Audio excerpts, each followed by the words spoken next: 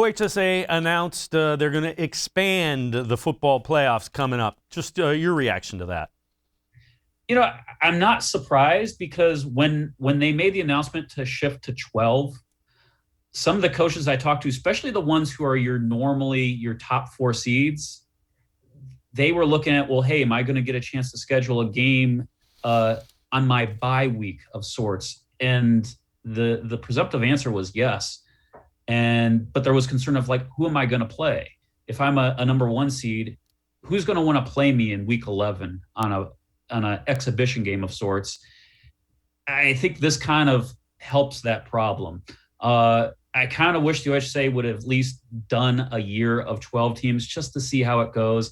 You know, there was a lot of blowback. The State Coaches Association came out against it, really upset with it. I think there would have been a little better feeling about it had they at least done 12 teams per region for at least one season. But you know what? Hey, 4 more schools are going to get to host a home game, and that means revenue. And I know the OHSAA denied that, hey, revenue was financials was a part of it. The coaches made an accusation that this was financially motivated. I'm going to say this. It's not a bad thing if it was financially motivated. Nobody's going to get rich off of a round of home games. But you know what? That's going to help coaches' stipends. That's going to get more schools that need new jerseys.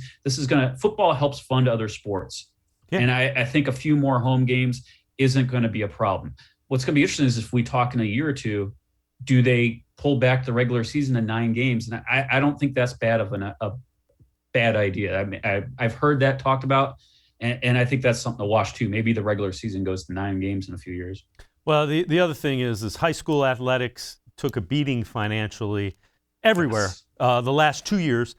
Keep in mind, 80% of what they fund is from their playoff revenue from tickets. They didn't have any of that.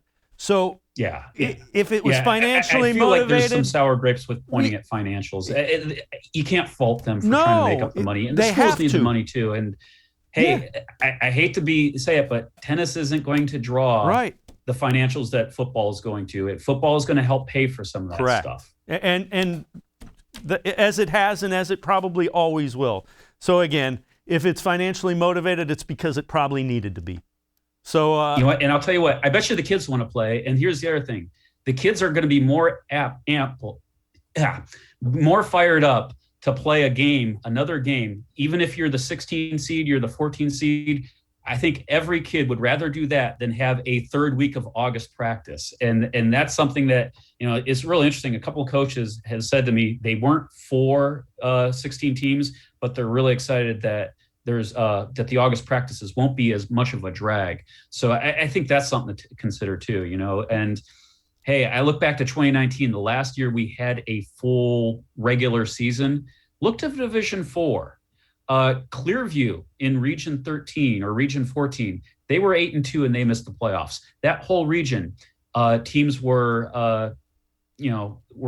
at least 6-4 down to the number 16 team. The number 8 seed that year was Clyde. They won the state title. Lake Catholic was not a high seed going into the playoffs last year and got to the state finals. I think it's going to be a healthy thing. Yeah, and it gives more kids the opportunity to experience playing in a playoff football game.